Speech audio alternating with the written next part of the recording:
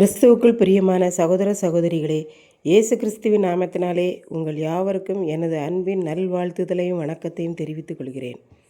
இன்றைய பகலின் குளிர்ச்சியான நாளின் தியான வசனங்கள் லூக்கா எழுதின சுவிசேஷம் 4ஆம் அதிகாரம் 5ஆம் 6ஆம் வசனங்கள்.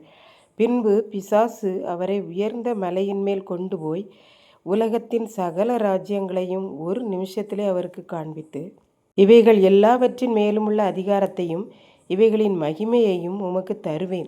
இவைகள் எனக்கு ஒப்பு கொடுக்கப்பட்டிருக்கிறது. எனக்கு இஷ்டமானவனுக்கு இவைகளை கொடுக்கிறேன். பாலைவனத்துக்கு இயேசுவை கூட்டி கொண்டு போய் பிசாசுக்கு தோல்வி கிடைத்தது. இப்போது உயர்ந்த மலை உச்சிக்கு இயேசுவை கொண்டு போகிறான். அங்கே இருந்து உலகத்தின் சகல நாடுகளையும் காண்பித்து, இவைகளெல்லாம் எனக்கு சொந்தம் என்று சொல்கிறான். பிசாசுக்கு ஒரு மகிமையும் அதிகாரமும் கிடையாது. ஆனால் அவன் சொல்கிறான், உலகத்தில் உள்ள எல்லா நாடுகளின் அதிகாரம், மகிமை எல்லாம் எனக்கு கொடுக்கப்பட்டிருக்கிறது. எனக்கு பிடித்தமானவனுக்கு இதை கொடுக்கிறேன் என்கிறான். இயேசுவிடம் உலகத்தை காண்பித்தால் அவர் உலகமெங்கும் எனக்கு சொந்தமாகிவிடும் என்று ஆசைப்படுவார் என்பதாக அவரை ஆசை காட்டி சோதிக்கிறான் என்று பார்க்கின்றோம். இதை போலத்தான் பிசாசானவன் நம்மையும் ஆசை காட்டி சோதிப்பான். ஆணின் அழகை, பெண்ணின் அழகை, ஐஸ்வர்யத்தை, ஆஸ்தியை எல்லாவற்றையும் கலர் கலராக நமது கண்களில் காட்டுவான். இவைகளின் மேல் ஆசைப்படு, உனக்கு தருவேன் என்பான். இப்படித்தான் மிகப்பெரிய தொழிலதிபர் ஒருவர் சொன்னார், நான் 4 தலைமுறைகளுக்கு சொத்து சேர்த்து வைத்து விட்டேன், இனி எனக்கு எந்த கவலையும் இல்லை என்றார். ஆண்டவர் அவருக்கு ஒரு தரிசனம் கொடுத்தார்.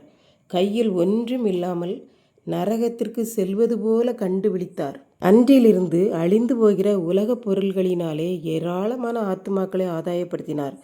மிகவும் மனநிறைவோடு வாழ்ந்தார். நாமும் இந்த உலகத்தை இயேசுவுக்கு சொந்தமாக்குவோம். இதை கேட்டுக்கொண்டிருக்கும் எனக்கன்பானவர்களே, எவைகள் நமது ஆசையை தூண்டுகிறதோ அந்த இடத்தில் நாம் எச்சரிக்கையாக இருக்க வேண்டும். ஒரு இமைப்பொழுதில் நம்மை விழத்தள்ளி விடுவான் அவன். நாம் இயேசுவுக்கு இஷ்டமானவர்களாக இருக்கும்போது உலகத்தை நாம் சொந்தமாக்க முடியும். அதனால் நாம் எங்கே சென்றாலும் எந்த இடத்தில் இருந்தாலும் இந்த பிசாசானவனுக்கு எச்சரிக்கையாக இருக்க வேண்டும். எதையும் நம் கண்களுக்கு இச்சிக்கும்படி காண்பிக்கும்போது நாம் பிசாசானவனை ஜெயித்து விட வேண்டும். அப்பொழுதுதான் அவன் வெட்கப்பட்டு ஓடுவான். அப்போதுதான் பிசாசுக்கு எதிர்த்து நின்று அவன் ஓடுகிற இந்த உலகத்தை ஆண்டவருக்காக சொந்தமாக்க முடியும். கர்த்தர் தாமே இந்த வார்த்தைகளை ஆசீர்வதிப்பாராக. ஆமேன், ஆமேன். ஜெபம். அன்பின் ஆண்டவரே, இந்த அருமையான நல்ல நாளுக்காக நன்றி செலுத்துகிறேன்.